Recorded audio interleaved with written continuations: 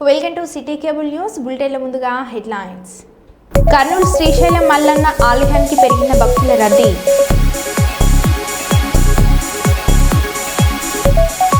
తెలంగాణ భవన్ నుండి బీఆర్కే భవన్ కు బయలుదేరిన మాజీ మంత్రి హరీష్ రావు. తెలంగాణ భవన్ కు భారీగా చేరుకున్న బీఆర్ఎస్ కార్యకర్తలు.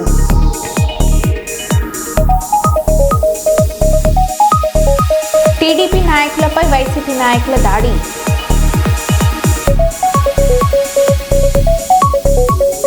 పెద్దపల్లి జిల్లా గోదర్కని గాంధీ చౌరస్తాలో కాంగ్రెస్ పార్టీ నాయకుల సంబరాలు.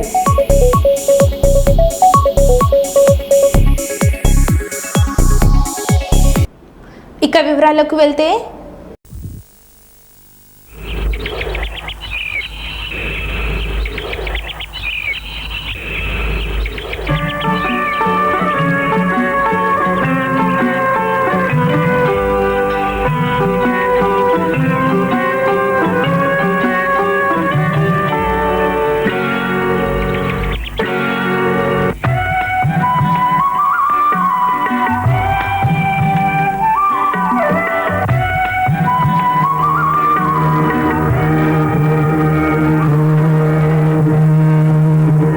జగత్తులోని అన్ని ఛానల్స్ ను ఆంధ్రదేశంలో ప్రసారం చేస్తున్న ఏకైక నెట్వర్క్ సిటీ కేబుల్. దొంగలు దేవాలయాలను కూడా వదిలిపెట్టడం లేదు. తాజాగా శ్రీ కట్టమల్లన్న స్వామి దేవాలయంలో హుండీ పగలగొట్టి అందులోని నగదు ఎత్తుకెళ్లిన దుండగులు. వరంగల్ జిల్లా గీసుకొండ మండలం గొర్రెకుంటలోని శ్రీ కట్టమల్లన్న స్వామి దేవాలయంలో రాత్రి గుర్తు తెలియని దుండగులు ఆలయంలో ఉన్న హుండీ పగలగొట్టి అందులోని నగలను ఎత్తుకెళ్లారు. అంతేకాకుండా సీసీ కెమెరాలు ధ్వంసం చేసి హార్డ్ డిస్క్ కూడా తీసుకువెళ్లారు. ఉదయం మేల్కొల్పుకు సేవకు వచ్చిన అర్చకులు గమనించి ఈవో నాగేశ్వరరావుకు సమాచారం ఇవ్వడంతో ఆయన చేరుకొని గీసుకొండ పోలీసులకు ఫిర్యాదు చేశారు. కేసు నమోదు చేసుకున్న పోలీసులు దర్యాప్తు చేస్తున్నారు. గతంలో కూడా అనేక సార్లు ఆలయంలో చోరీలు జరిగాయని, అయినా ఎవరు పట్టించుకోవడం లేదని, ఇక్కడ పోలీసుల పర్యవేక్షణ లేకపోవడం, కొంతమంది చిల్లర దొంగలు ఇలాంటి చర్యలకు పాల్పడుతున్నారని ఈవో అన్నారు.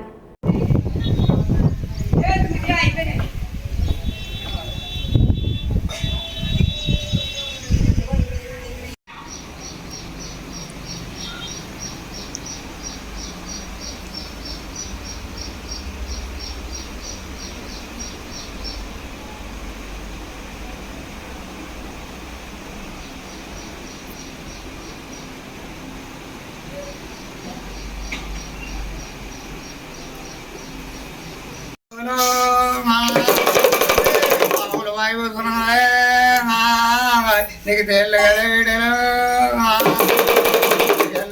దేవుడవు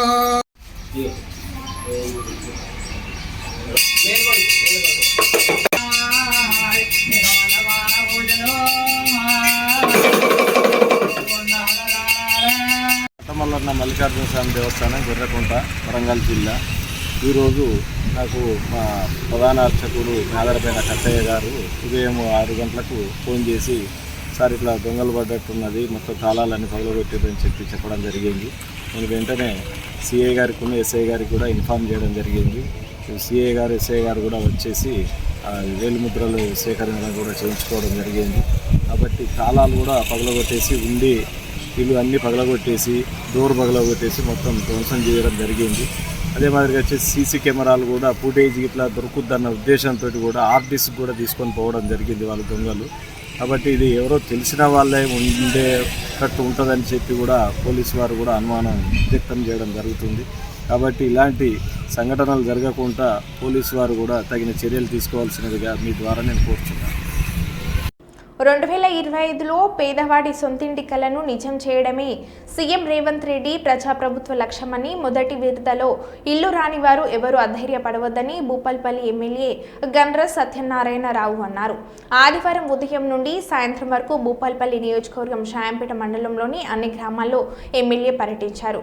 కొప్పుల, వసంతపూర్, గంగిరేనిగూడెం, సూర్యనాయక్ తండా, సాధనపల్లి, రాజుపల్లి, కాట్రపల్లి, నూర్జహాన్పల్లి, ప్రగతి సింగారం, అయ్యప్పపల్లి, నేరేడ్పల్లి, పత్తిపాక, హుస్సేన్పల్లి, కొత్తగట్టు సింగారం, గోవిందపూర్, పెద్దకోడెపాక, జోగంపల్లి, మైలారం, షాయంపేట, ఆరెపల్లి గ్రామాలలో ఇందిరమ్మ ఇళ్ల నిర్మాణ పనులకు శంకుస్థాపన చేశారు. అనంతరం ఆయా గ్రామాల్లో ఇందిరమ్మ ఇళ్ల లబ్ధిదారులకు మంజూరు పత్రాలను హన్మకొండ జిల్లా హౌసింగ్ పీడీ ఇతర అధికారులతో కలిసి ఎమ్మెల్యే గండ్ర సత్యనారాయణరావు ముఖ్య అతిథిగా హాజరై మంజూరు పత్రాలను అందజేశారు. ఈ సందర్భంగా ఆయా గ్రామాలలో ఏర్పాటు చేసిన సభా వేదికలో ఎమ్మెల్యే మాట్లాడారు. 3 నెలలకు సంబంధించినటువంటి బియ్యాన్ని ముఖ్యులు, పెద్దలు, మాజీ సర్పంచులు, మాజీ ఎంపీటీసీలు అందరికి కూడా పేరు పేరున ఉదయపూర్వక నమస్కారం. ఈరోజు ఇందిరమ్మ ఇండ్లు నియోజకవర్గంలో 3,500 ఇవ్వడం జరిగింది. 300 గ్రామాలు ఉన్నాయి. ఊరికి 10 ఇచ్చినా 3,000 ఇండ్లు అయిపోతాయి. మీకు ఇక్కడ 10 ఇండ్లు ఇవ్వడం జరిగింది. ఇంకా 10 కూడా కోరడం జరిగింది. ఆ 10 కూడా అర్హులైనటువంటి పేదోళ్ళ లిస్ట్ ఇవ్వండి. తప్పకుండా మీకు పేదోళ్ళందరికీ ఇల్లు కట్టించే కార్యక్రమం నేను తీసుకుంటాను. ఈ సందర్భంగా నేను తెలియజేస్తున్నాను. కనుక అదేవిధంగా ఈ ఇళ్ల కార్యక్రమం బేస్మెంట్ కట్టిన తర్వాత 1 లక్ష రూపాయలు మీకు బిల్లు మీ అకౌంట్లో ఓపెన్ చేస్తే వెంటనే పడతాయి. అదేవిధంగా స్లాబ్ లెవెల్ 1 లక్ష, స్లాబ్ పూర్తయితే 2 లక్షలు, ప్లాస్టింగ్ చేసి తలుపులు పెట్టుకొని ఓపెన్ చేస్తే మరో 1 లక్ష 5 లక్షలు ఇస్తారు. ఒకవేళ మా లబ్ధి సోదరిమణులు ఎవరైతే కట్టుకోలేని స్థితి ఉంటే డాక్రా సంఘంలోకి వెళ్ళి ముఖ్యమంత్రి గారు కలెక్టర్లకు ఆదేశాలు ఇచ్చారు. 1 లక్ష రూపాయలు మీరు తీసుకొని అదేవిధంగా మీరు ఆ బేస్మెంట్ ఇల్లుకు ప్రోత్సహించి బిల్లు వచ్చిన తర్వాత మీ సంఘంలో 1 లక్ష కట్టుకునే విధంగా వెసులుబాటు కూడా ఈ ప్రభుత్వం కల్పించిందని మీకు ఈ సందర్భంగా తెలియజేస్తున్నాను. కనుక ఇక్కడ ఉన్నటువంటి లీడర్లు కానీ, పంచాయతీ కార్యదర్శి కానీ, అదేవిధంగా స్పెషల్ ఆఫీసర్ దీన్ని కూడా బాధ్యత తీసుకొని వెంటనే ముగ్గులు పోయించి ఇల్లు కట్టించవలసిందిగా కోరుతున్నాం. ఈరోజే పంచాయతీ కార్యదర్శి దాన్ని క్యాప్చర్ చేసి ఫోటో తీసుకొని ముగ్గులు ఈ రోజే పోయండి, స్టార్ట్ చేయండి. మంచి రోజు ఉంది. బొడ్డు చింతలపల్లి గ్రామంలో 2వ రోజు అనగా శనివారం వాస్తు హోమం, రుద్రహోమం, శ్రీరామ హోమం, క్షీరాదివాసము, బలిహారంతో కూడిన గ్రామ ప్రదక్షిణ, ధాన్యాదివాసం, వస్త్రాదివాస. వరంగల్ జిల్లా గీసుకొండ మండలం బొడ్డు చింతలపల్లి గ్రామంలో 2వ రోజు ఘనంగా హోమాలు జరగడం జరిగింది. భక్తులు అధిక సంఖ్యలో పాల్గొన్నారు. ప్లేట్ పైకి పట్టుకొని వినాయకుడికి హారతి చెప్పండి. చెంబు పక్కన పెట్టుకున్నాను, కింద పడుతుంది. ఓం యశస్కరం బలవంతం ప్రభుత్వమే వరాజాతర్భూల పంచేనాగా సుమతిర్నరాణాం సుమంగళ్యం సదనం దీర్ఘమాజో. విద్యాబుద్ధులు నేర్పించాల్సిన ఉపాధ్యాయుడు విద్యార్థినులకు అసభ్య మెసేజ్లు పెట్టడంలో పాఠశాల ముందు విద్యార్థిని తల్లిదండ్రులు ఆందోళన చేపట్టారు. వరంగల్ నగరంలోని ఎల్బీ నగర్లో ఉన్న శ్రీ చైతన్య టెక్నో పాఠశాలలో ఈ సంవత్సరం 10వ తరగతి పూర్తి చేసుకున్న విద్యార్థులకు తెలుగు ఉపాధ్యాయుడు క్రాంతి విద్యార్థులకు అసభ్య మెసేజ్లు పెట్టాడు. క్రాంతి మెసేజ్లతో విసుగు చెందిన విద్యార్థులు తల్లిదండ్రులకు మెసేజ్ చూపించడంతో వారు పాఠశాల వద్దకు చేరుకొని ఆందోళన చేపట్టారు. ఉపాధ్యాయుడు క్రాంతిపై చర్యలు తీసుకోవాలని విద్యార్థిని తల్లిదండ్రులు డిమాండ్ చేస్తున్నారు. చెప్పండి.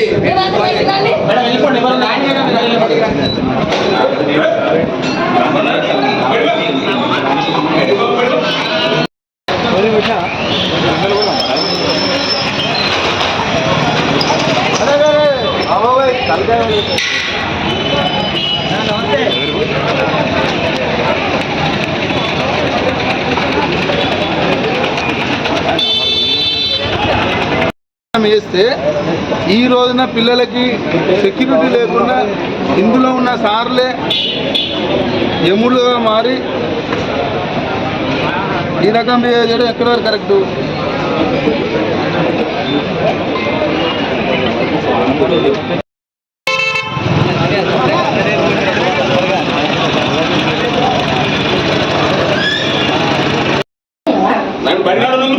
బాబాయ్ మా లారీ కుటుంబ సభ్యుడు అయినటువంటి బాబాయ్ వాళ్ళ పాపని 5వ తరగతి నుంచి చదివేయడం జరుగుతుంది. గత సంవత్సరం అందరు పిల్లలందరూ కూడా ఇదే స్కూల్లో చదివేయడం జరుగుతుంది.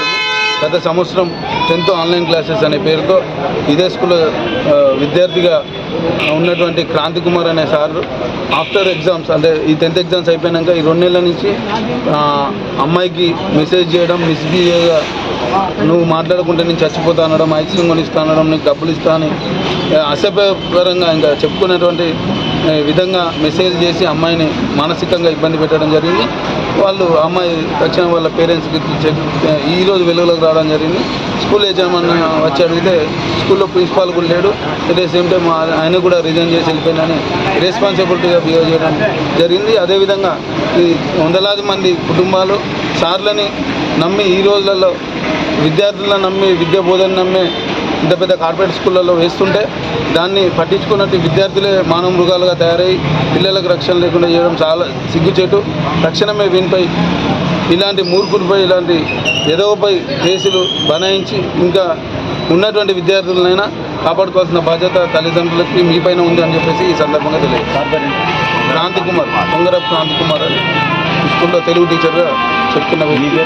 నా పేరు వేముల భూపాల్, వరంగల్ జిల్లాలో అధ్యక్షుడు. తెలంగాణ భవన్ నుండి బీఆర్కే భవన్కు బయలుదేరిన మాజీ మంత్రి హరీష్ రావు కాసేపులో కాళేశ్వరం కమిషనర్ ముందు హాజరు కానున్న హరీష్ రావు. జై తెలంగాణ నినాదాల నడుమ బీఆర్కే భవన్కు హరీష్ రావు పెద్ద ఎత్తున తరలి వచ్చిన పార్టీ నాయకులు, కార్యకర్తలు, అభిమానులు. హరీష్ రావు వెంట మాజీ మంత్రులు, బీఆర్ఎస్ ఎమ్మెల్యేలు, ఎమ్మెల్సీలు. పెద్ద ఎత్తున కార్యకర్తలు వస్తే లోపల ఇబ్బంది అవుతుంది అనేటువంటి ఆలోచనతో కేవలం ముఖ్యమైన నాయకుడిని మాత్రమే లోపల కలెక్ట్ చేస్తా ఉన్నారు. మనం చూస్తున్నాం, కేవలం కొంతమంది ముఖ్య నాయకులు మాత్రమే లోపలికి వచ్చారు. ఇటు తలస మాజీ మంత్రి ఏపీ ఆంధ్రజ్యోతి స్క్రీన్ పైన చూడొచ్చు. హరీష్ రావు ఇప్పుడే బీఆర్కే భవన్ వద్దకి చేరుకున్నారు. బీఆర్కే భవన్ లోపలికి వెళ్తా ఉన్నారు. ఇక్కడ దిగారు. హరీష్ రావు వెంట తలసాని శ్రీనివాస్ యాదవ్, అదేవిధంగా దుబ్బాక ఎమ్మెల్యే కొత్త ప్రభాకర్ రెడ్డి, అదేవిధంగా ఎమ్మెల్యేలు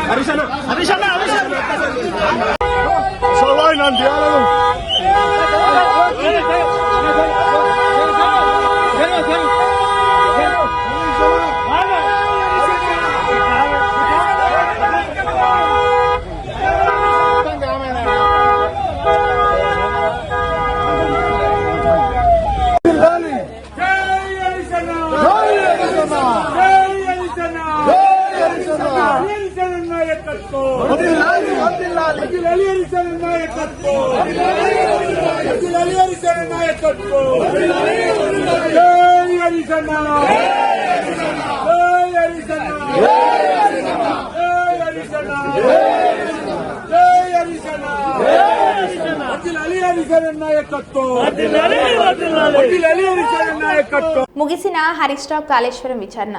తుమ్మిడిహట్టి నుండి మేడిగట్టకు మార్చడానికి గల కారణాలను ఆధారాలతో సహా విచారణ కమిషనర్కు విచారించాం. వ్యాప్కోస్ సూచన మేరకు సిడబ్ల్యూసీ నివేదిక మేరకు మహారాష్ట్ర ప్రభుత్వం ఒప్పుకోకపోవడం కారణంగా ఆనాడు బ్యారేజ్ ప్రాంతాన్ని మార్చమని కమిషనర్కు తెలియజేశాను. నీళ్లు లేని చోట కాంగ్రెస్ ప్రాజెక్టును ప్రతిపాదిస్తే నీళ్లున్న చోటకి మా ప్రభుత్వంలో మార్చమని మాజీ మంత్రి ఎమ్మెల్యే హరీష్ రావు అన్నారు. నీళ్లు లేని చోట నుంచి నీళ్లున్న చోటకు మేడిగడ్డ ప్రాజెక్టుకు రూపకల్పన చేశాం. మీరు ఆనాడు నీళ్లు లేని చోట ప్రాజెక్టు ఇరికిచ్చే ప్రయత్నం చేసినారు. 7 ఏళ్లలో మహారాష్ట్రాన్ని ఒప్పించలేకపోయారు. అక్కడ వైల్డ్ లైఫ్ ప్రాజెక్టు కూడా ఉంది. చాప్రాల్ అనే వైల్డ్ లైఫ్ ప్రాజెక్టు కూడా తమ్మిడిహట్టి దగ్గర ఉంది. వైల్డ్ లైఫ్ ప్రాజెక్టుకు అనుమతి రావాలంటే 10 ఏళ్లు అవుతుంది. మరి పోరాటాల నుంచి నీళ్ల కోసం ఉద్యమించిన తెలంగాణ ప్రభుత్వం నీళ్ల కోసం మేము వ్యాప్కోస్ యొక్క ఆలోచన మేరకు, సూచనల మేరకు నీళ్లు లేని చోట మీరు ప్రాజెక్టు ప్రతిపాదిస్తే నీళ్లు ఉన్న చోటికి మార్చడం జరిగింది. ఎందుకు మార్చామనేది documents, evidences, meeting minutes, central water commission లెటర్లు, మహారాష్ట్ర ముఖ్యమంత్రి రాసిన లెటరు అన్నింటినీ కూడా కమిషన్ కు పూర్తి ఆధారాలతో సహా సమర్పించడం జరిగింది. ఎందుకు మార్చవలసి వచ్చిందో సవివరంగా చెప్పేటువంటి ప్రయత్నం మేము చేయడం జరిగింది. చెన్నూరు ఎమ్మెల్యే డాక్టర్ వివేక్ వెంకటస్వామికి మంత్రి పదవి రావడం పట్ల హర్షం వ్యక్తం చేస్తూ పెద్దపల్లి జిల్లా గోదర్ఖని గాంధీ చౌరస్తాలో కాంగ్రెస్ పార్టీ నాయకులు సంబరాలు జరుపుకున్నారు. పార్టీ సీనియర్ నాయకులు మల్లికార్జున్, విజయ్ ఆధ్వర్యంలో బాణసంచ కాల్చి స్వీట్లు పంపిణీ చేశారు. బడుగు బలహీన వర్గాల కోసం పనిచేసిన కాకా కుటుంబం నుండి వివేక్ వెంకటస్వామికి మంత్రి పదవి రావడం చాలా సంతోషంగా ఉందని ఆనందం వ్యక్తం చేశారు. వివేక్ వెంకటస్వామి సేవలను గుర్తించి మంత్రి పదవి ఇచ్చిన కాంగ్రెస్ పార్టీ ముఖ్య నాయకులకు మల్లికార్జున్ ధన్యవాదాలు తెలిపారు. రాష్ట్ర మంత్రి వర్గంలో చోటు కల్పించిన ఏఐసిసి అధ్యక్షులు మల్లికార్జున ఖర్గే గారికి, అదేవిధంగా సోనియా గాంధీ గారికి, అపోజిషన్ లీడర్ రాహుల్ గాంధీ గారికి, అదేవిధంగా ఈ రాష్ట్ర ముఖ్యమంత్రి రేవంత్ రెడ్డి గారికి, పిసిసి అధ్యక్షుడు మహేష్ కుమార్ గౌడ్ గారికి, అదేవిధంగా ఈయన మంత్రి కావడానికి సహకరించిన ప్రతి ఒక్కరికి కూడా రామగుండం పారిశ్రామిక ప్రాంతం నుంచి కాంగ్రెస్ పార్టీ పక్షాన కృతజ్ఞతలు తెలియజేస్తా ఉన్నాం. తెలంగాణ రాష్ట్ర సాధన కోసం వివేక్ గారు చేసిన కృషిని ఈ ప్రాంత ప్రజలు ఎన్నడూ మర్చిపోరు. ఎందుకోసం అంటే ఆయన గతంలో కూడా కేంద్ర మంత్రి పదవిని త్యజించి తెలంగాణ రాష్ట్రం కోసం కొట్లాడినటువంటి వ్యక్తి వివేక్ వెంకటస్వామి గారు. అంతేకాకుండా ఏ నాడు కూడా ఇటువంటి అవినీతి మచ్చ లేని ఒక నిఖార్సైన నాయకుడు వివేక్ గారు. వివేక్ గారి గురించి ఈ ప్రాంతంలో అభివృద్ధి కోసం అని చెప్పి ఆయన పడిన తపన మరింత ఈ ప్రాంత అభివృద్ధికి, ప్రత్యేకించి పెద్దపల్లి పార్లమెంటు లో అభివృద్ధి కార్యక్రమాలకు, పేద ప్రజల బడుగు బలహీన వర్గాలకు ఆశాజ్యోతిగా ఉన్నటువంటి వివేక్ వెంకటస్వామి గారికి రాష్ట్ర మంత్రి వర్గంలో చోటు కల్పించిన ప్రతి ఒక్కరికి కూడా మరొక్కసారి ఈ ప్రాంత కాంగ్రెస్ పార్టీ పక్షాన, ప్రజల పక్షాన కృతజ్ఞతలు తెలియజేస్తా ఉన్నాము. వివేక్ గారికి మంత్రి పదవి ఈనాడు కాదు, ఎప్పుడో రావాల్సింది. కానీ ఆలస్యంగా అయినా ఈరోజు ఆయన మంత్రి పదవి చేపట్టడం ఈ ప్రాంత ప్రజలందరూ కూడా గర్వించదగ్గ విషయం అని చెప్పని తెలియజేస్తా ఉన్నాం. చెన్నూరు ఎమ్మెల్యే డాక్టర్ వివేక్ వెంకటస్వామికి మంత్రి పదవి రావడం పట్ల హర్షం వ్యక్తం చేస్తూ పెద్దపల్లి జిల్లా గోదర్ఖని గాంధీ చౌరస్తాలో కాంగ్రెస్ పార్టీ నాయకులు సంబరాలు జరుపుకున్నారు. పార్టీ సీనియర్ నాయకులు మల్లికార్జున్, విజయ్ ఆధ్వర్యంలో బాణాసంచ కాల్చి స్వీట్లు పంపించేశారు. బడుగు బలహీన వర్గాల కోసం పనిచేసిన కాక కుటుంబం నుండి వివేక్ వెంకటస్వామికి మంత్రి పదవి రావడం చాలా సంతోషంగా ఉందని ఆనందం వ్యక్తం చేశారు. వివేక్ వెంకటస్వామి సేవలను గుర్తించి మంత్రి పదవి ఇచ్చిన కాంగ్రెస్ పార్టీ ముఖ్య నాయకులకు మల్లికార్జున్ ధన్యవాదాలు తెలిపారు. గతంలో కాంగ్రెస్ ప్రభుత్వం ఎంపీగా ఉన్న సమయంలో తెలంగాణ ఉద్యమంలో కీలక పాత్ర పోషించి రాష్ట్ర సాధన కోసం మంత్రి పదవిని త్యాగం చేసిన గొప్ప నాయకుడు వివేక్ అని కొనియాడారు. అలాంటి వివేక్ వెంకటస్వామికి మంత్రి పదవి రావడం పట్ల పారిశ్రామిక ప్రాంత ప్రజలు సంతోషం వ్యక్తం చేస్తున్నారు.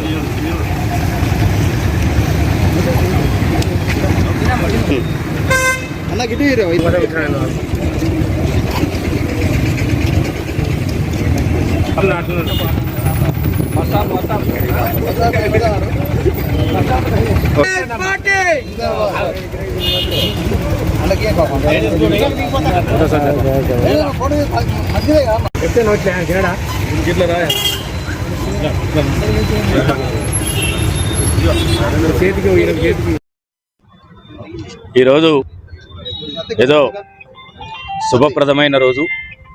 ఎందుకంటే కాంగ్రెస్ పార్టీ కోసం, కాంగ్రెస్ పార్టీ కుటుంబానికి సంబంధించిన వెంకటస్వామి గారి తనయుడు, మాజీ ఎంపీ, అదేవిధంగా ఈరోజు చెన్నూరు శాసనసభ్యులైనటువంటి శ్రీ వివేక్ వెంకటస్వామి గారికి రాష్ట్ర మంత్రి వర్గంలో చోటు కల్పించిన ఏఐసిసి అధ్యక్షులు మల్లికార్జున ఖర్గే గారికి, అదేవిధంగా సోనియా గాంధీ గారికి, అపోజిషన్ లీడర్ రాహుల్ గాంధీ గారికి, అదేవిధంగా ఈ రాష్ట్ర ముఖ్యమంత్రి రేవంత్ రెడ్డి గారికి, పిసిసి అధ్యక్షుడు మహేష్ కుమార్ గౌడ్ గారికి, అదేవిధంగా ఈయన మంత్రి కావడానికి సహకరించిన ప్రతి ఒక్కరికి కూడా రామగుండం పారిశ్రామిక ప్రాంతం నుంచి కాంగ్రెస్ పార్టీ పక్షాన కృతజ్ఞతలు తెలియజేస్తా ఉన్నాం. తెలంగాణ రాష్ట్ర సాధన కోసం వివేక్ గారు చేసిన కృషిని ఈ ప్రాంత ప్రజలు ఎన్నడూ మర్చిపోరు. ఎందుకోసం అంటే ఆయన గతంలో కూడా కేంద్ర మంత్రి పదవిని త్యజించి తెలంగాణ రాష్ట్రం కోసం కొట్లాడినటువంటి వ్యక్తి వివేక్ వెంకటస్వామి గారు. అంతేకాకుండా ఏ నాడు కూడా ఇటువంటి అవినీతి మచ్చ లేని నిఖార్సైన నాయకుడు వివేక్ గారు. వివేక్ గారి గురించి ఈ ప్రాంతంలో అభివృద్ధి కోసం అని చెప్పి ఆయన పడిన తపన మరింత ఈ ప్రాంత అభివృద్ధికి ప్రత్యేకించి పెద్దపల్లి పార్లమెంటు లో అభివృద్ధి కార్యక్రమాలకు పేద ప్రజల బడుగు బలహీన వర్గాలకు ఆశాజ్యోతిగా ఉన్నటువంటి వివేక్ వెంకటస్వామి గారికి రాష్ట్ర మంత్రివర్గంలో చోటు కల్పించిన ప్రతి ఒక్కరికి కూడా మరొక్కసారి ఈ ప్రాంత కాంగ్రెస్ పార్టీ పక్షాన ప్రజల పక్షాన కృతజ్ఞతలు తెలియజేస్తా ఉన్నాము. వివేక్ గారికి మంత్రి పదవి ఈనాడు కాదు, ఎప్పుడో రావాల్సింది, కానీ ఆలస్యంగా అయినా ఈరోజు ఆయన మంత్రి పదవి చేపట్టడం ఈ ప్రాంత ప్రజలందరూ కూడా గర్వించదగ్గ విషయం అని చెప్పని తెలియజేస్తా ఉన్నాం. గోదార్ఖని రామగుండం కమిషనరేట్ పరిధిలో రోడ్లపై పట్టణ విధుల్లో తమ వాహనాలు నిలిపి ట్రాఫిక్ అంతరాయం కలిగిస్తూ రోడ్డు ప్రమాదాలకు కారణమవుతున్నారని Godavarikhani traffic ASP CH Srinivas తెలిపారు. ట్రాఫిక్ అంతరాయం కలిగించే వాహనాలపై కఠినమైన చర్యలు తీసుకుంటామని ట్రాఫిక్ ఏసీపీ శ్రీనివాస్ హెచ్చరించారు. ఈ సమావేశంలో ట్రాఫిక్ సిఐ రాజేశ్వరరావు పాల్గొన్నారు. తర్వాత వాహన యజమానులకు ముఖ్యంగా మా ట్రాఫిక్ నుంచి ఇచ్చే సలహా మరియు వారికి అవేర్నెస్ కోసం ఇచ్చేది ఏంటంటే, ప్రపంచవ్యాప్తంగా ఇప్పటివరకు 2 ప్రపంచ యుద్ధాలు జరిగినాయి. ఆ యుద్ధాల వల్ల ఇప్పటివరకు ఒక 14 కోట్ల మంది చనిపోయారు. ఆ తర్వాత ఒక 20 కోట్ల వరకు అన్ని రకాల ప్రజలు, అన్ని రకాల ఆర్మీ గాయపడ్డాయి. కానీ ప్రతి సంవత్సరం ప్రపంచంలో అన్ని రకాల రోడ్ల ప్రమాదాల్లో 1,75,00,000 మంది చనిపోతున్నారు ఎవ్రీ ఇయర్. అలాగే ఒక 10 నుంచి 12 కోట్ల మంది గాయపడుతున్నారు, తీవ్ర గాయాల పాలవుతున్నారు, ఆర్థికంగా చితికిపోతున్నారు, శారీరకంగా చాలా సమస్యలు ఎదుర్కొంటున్నారు. ముఖ్యంగా మన భారతదేశం గురించి తీసుకుంటే, భారతదేశంలో ప్రతి సంవత్సరం 1,65,000 మంది సగటున చనిపోతున్నారు అన్ని రకాల రోడ్ల ప్రమాదాలు. అలాగే 4.5 నుంచి 5 లక్షల మంది తీవ్ర గాయాల పాలై చాలా ఆర్థికంగా నష్టపోతున్నారు. సో దట్ ఇప్పటి వరకు ప్రపంచ యుద్ధాల్లో నేను ఇంతకుముందు చెప్పినట్టు మొత్తం 2 యుద్ధాలు జరిగితే 14 కోట్ల మంది చనిపోతే, ఇక మీరు లెక్కేయండి 1,75,00,000 మంది ఎవ్రీ ఇయర్ చనిపోతున్నారు. అంటే ప్రపంచ యుద్ధాల కంటే కూడా ఈ రోడ్డు ప్రమాదాల్లోనే ప్రజలు ఎక్కువగా చనిపోతున్నారు. కాబట్టి నేను వాహన యజమానులకు, తర్వాత వాహనాలు నడిపే డ్రైవర్లకు ఇచ్చే సలహా ఏంటంటే, మీరు వాహనాన్ని జాగ్రత్తగా నడపండి. తర్వాత ఎట్టి పరిస్థితుల్లో రోడ్లపైన, వీధుల్లో వాహనాలు నిలిపి ట్రాఫిక్ అంతరాయం కలిగించడమే కాకుండా ట్రాఫిక్ ప్రమాదాలకు, అంటే రోడ్డు ప్రమాదాలకు కూడా కారణమవుతున్నారు. కాబట్టి దయచేసి వాహన యజమానులు, డ్రైవర్లు ఇటు విషయాలను దృష్టిలో పెట్టుకొని ఖచ్చితంగా మీరు గనుక అతి జాగ్రత్తతో వాహనాలు నడిపితే మీకు సేఫ్టీ, మీ కుటుంబానికి సేఫ్టీ, అలాగే ఈ ప్రపంచానికి కూడా చాలా మంచి జరుగుతుందని నేను భావిస్తున్నా. ఎందుకంటే ఇంతకుముందు చెప్పిన లెక్కల ప్రకారం చూసుకుంటే, సపోజ్ 1950 నుంచి తీసుకుంటేనే ఇప్పటి వరకు, అంటే ఈ 75 ఇయర్స్లోనే ఎంతమంది చనిపోయింటారు అనేది మీరు సింపుల్గా గెస్ చేయొచ్చు. అంటే దాదాపు 75 కోట్ల పైనే ప్రజలు రోడ్డు ప్రమాదాలు చనిపోతున్నారు. కాబట్టి వాహన యజమానులు ఈ విషయంలో చాలా జాగ్రత్తలు తీసుకొని ఇక ముందు ప్రమాదాలు జరగకుండా ఉండాలంటే వీధుల్లో ఇష్టారాజ్యంగా వాహనాలు నిలపకండి. అలాగే మెయిన్ రోడ్లలో, హైవేలలో కూడా ఇష్టమున్న రీతిన వాహనాలు నిలపకండి. ఎందుకంటే మనం చాలా చూస్తున్నాం. ఒకప్పుడు అంటే సమాచారం రాకపోయేది, కానీ ఇప్పుడు ప్రతిరోజు మనం సోషల్ మీడియా ద్వారా కావచ్చు, ప్రెస్ మీడియా ద్వారా కావచ్చు, అనేక రకాలుగా యాక్సిడెంట్ జరుగుతున్న విధానాలను మనము గమనిస్తున్నాము. రోడ్డు పైన నిలిపి ఉన్న వాహనాలను ఎంతోమంది వచ్చి నిద్రమత్తులో కావచ్చు, తాగి డ్రైవింగ్ చేయడం వల్ల కావచ్చు, లేకపోతే అలసిపోయి డ్రైవింగ్ చేయడం వల్ల కావచ్చు, లేకపోతే ఎప్పుడు చూస్తున్న రోడ్డే కదా అనే నిర్లక్ష్యంతో కావచ్చు, చాలామంది వచ్చి రోడ్ల మీద నిలిపి ఉన్న వాహనాలను డ్యాష్ ఇచ్చి కూడా చాలామంది చనిపోవడం జరుగుతున్నది. కాబట్టి అందరూ కూడా తమ వంతు చర్యగా ప్రపంచ శ్రేయస్సు కోసం, భారతదేశ శ్రేయస్సు కోసం అందరూ కూడా వాహనాలను జాగ్రత్తగా నడిపి ఇక ముందు ప్రమాదాలు జరగకుండా చూడాలని మా రామగుండం ట్రాఫిక్ పోలీస్ కమిషనరేట్ తరఫున మేము ప్రజలకు, మరి వాహన యజమానులకు, డ్రైవర్లకు, ముఖ్యంగా తల్లిదండ్రులు పిల్లలకు, మైనర్లకు వాహనాలు ఇవ్వడం వల్ల ఆ పిల్లలు వారి వయసు రీత్యా కావచ్చు, లేకపోతే మిత్రులతో తామే గొప్పగా నడుపుతున్నాం అనే భావంతో కావచ్చు, లేకపోతే వాళ్ళ సైకాలజీ ప్రకారం వాహనాలను అతి స్పీడ్తో నడుపుకుంటూ 20 years 15 years పెంచుకున్న తల్లిదండ్రులకు శోకాన్ని మిగులుస్తూ పిల్లలు గాయాల పాలవుతున్నారు. అలాగే చాలామంది తల్లిదండ్రుల ముందే చనిపోవడం జరుగుతూ ఉన్నది. కాబట్టి ఈ మధ్యలో మైనర్ రోడ్డు ప్రమాదాలు ఎక్కువ చేస్తున్నారు. కాబట్టి దయచేసి తల్లిదండ్రులకు ముఖ్యంగా చెప్పేది ఏంటంటే, పిల్లలకు వాహనాలు ఇవ్వకండి. వాళ్ళు పూర్తి స్థాయిలో నిష్ణాతులై వారికి వయస్సు, గవర్నమెంట్ సూచించిన వయస్సు సమయంలోనే వారికి వాహనం కొనిచ్చి ప్రమాదాలు జరగకుండా చూసే బాధ్యత తల్లిదండ్రుల మీద ఉంటుంది. కాబట్టి తల్లిదండ్రులు కూడా ఈ విషయంలో చాలా జాగ్రత్తలు తీసుకోవచ్చు. ఎందుకంటే